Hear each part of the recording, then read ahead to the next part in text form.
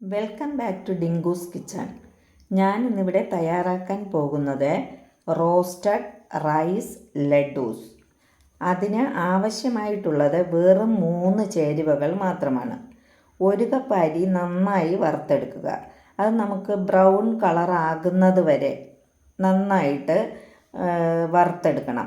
അതിന് ശേഷം അത് തണുത്തതിന് ശേഷം നമ്മൾ ഒരു മിക്സിയുടെ ജാറിൽ അരി പൊടിച്ചെടുക്കുക.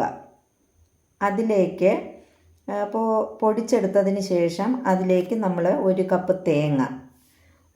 തേങ്ങയും അതേ അളവിൽ 1 കപ്പ് ശർക്കര, അത് രണ്ടും കൂടെ ഒരേ അളവിൽ എടുക്കാം. തേങ്ങയും ശർക്കരയും ഒരേ അളവിൽ എടുത്തതിന് ശേഷം ഇവ കൂടി ആ അരിയിലിട്ട് പൊടിച്ചെടുത്തതിന് ശേഷം നമുക്കത് ലഡ്ഡുവിൻ്റെ ആകൃതിയിൽ ഉരുട്ടിയെടുക്കാം.